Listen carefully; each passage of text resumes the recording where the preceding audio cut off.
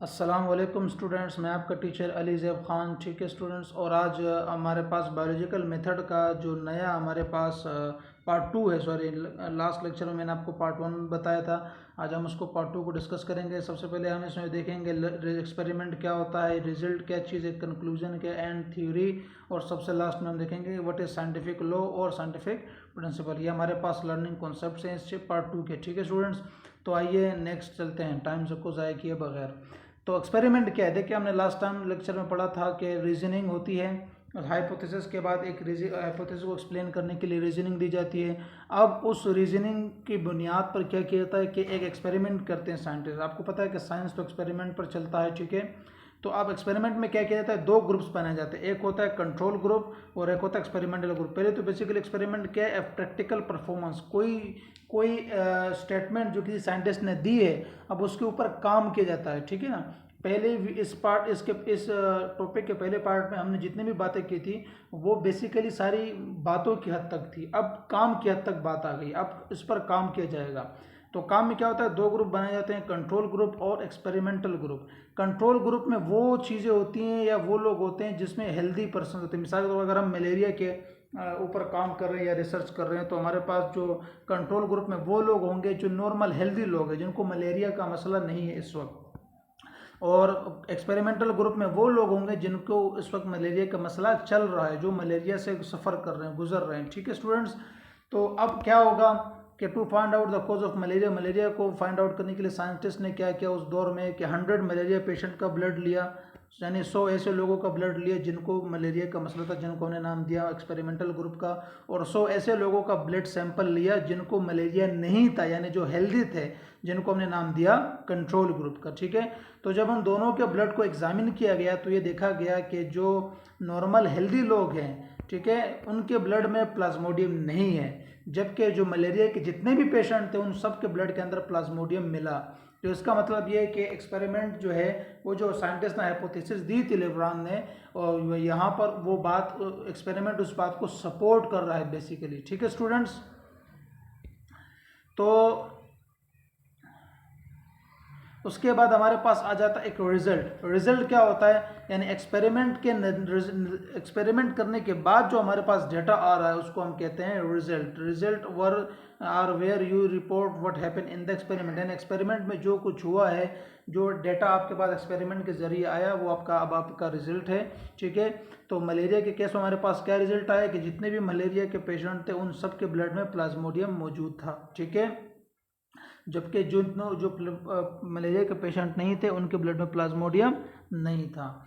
उसके ठीक है स्टूडेंट्स, उसके बाद हमारे पास साइंटिफिक मेथड का लास्ट हमारे पास हेडिंग आती है वो है कंक्लूजन। कंक्लूजन बेसिकली क्या है, ये सारे जितने भी हमने काम किया, रिसर्च की, ये उसका एक निचोड़ होता है, उसकी एक समरी होती है कि, और ये फाइनल स्टेप है बायोलॉजिकल मेथड का। इसमें क्या होता है, मिसाल के तौर पर हमने पहले ऑब्जर्वेशन की मलेरिया पेशेंट के ब्लड सैंपल के ऊपर, फिर साइंटिस्ट ने हाइपोथेसिस दी, फिर उसके ऊपर एक्सपेरिमेंट किया गया, तो फिर कंक्लूजन ये निकला कि Plasmodium is the cause of malaria. यानी कि जाहिर सी बात है, अगर हर मलेरियल पेशेंट के ब्लड में प्लाज्मोडियम है और जो नॉर्मल हेल्दी लोग हैं उनके ब्लड में नहीं है, इसका मतलब ये है कि मलेरिया कौन करवा रहा है, प्लाज्मोडियम करवा है। तो ये हमारे पास था कंक्लूजन।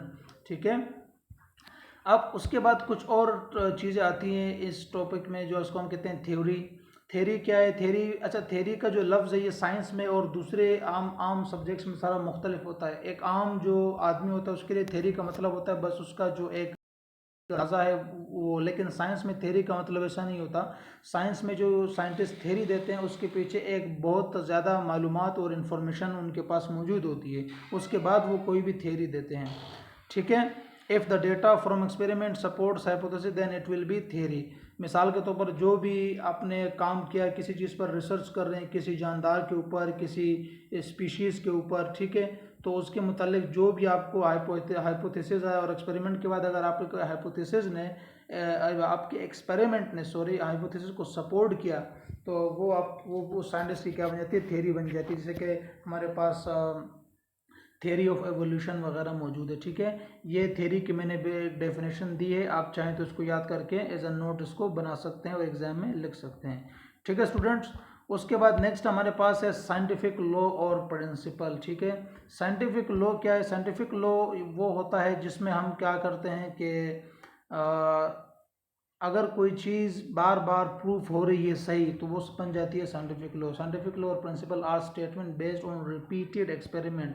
मिसाल के तौर पर मेंडल साहब ने एक स्टेटमेंट दी थी, उन्होंने काम भी किया था, उन्होंने एक एक्सपेरिमेंट किया था प्लांट्स के ऊपर। उन्होंने कहा था कि पेरेंट्स से जो कैरेक्टरिस्टिक्स है वो अपनी नई और आने वाली नस्लों में मुंतकिल होती हैं। ठीक है, प्लांट्स के ऊपर उन्होंने काम किया था, जो इंशाल्लाह आप मेट्रिक क्लास में या 10th क्लास में या सेकेंड ईयर में पढ़ेंगे।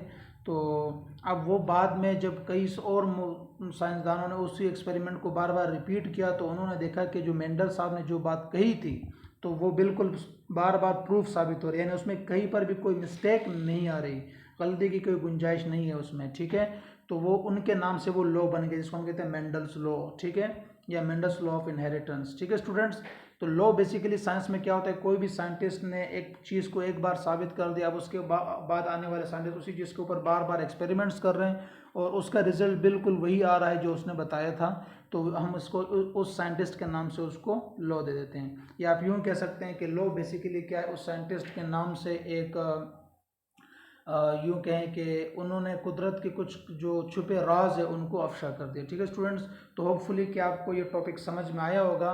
ये इतना ज़्यादा मुश्किल तो नहीं था, लेकिन थोड़ा सा खुश्क सा लग रहा होगा आपको। अगर आपको मसला है तो आप कमेंट में वो पूछ सकते हैं, डिस्कस कर सकते हैं। ठीक है, और इंशाल्लाह उम्मीद है कि आपको ये चीज़ अच्छे से समझ में आ जाएगी। जब तक के लिए अपना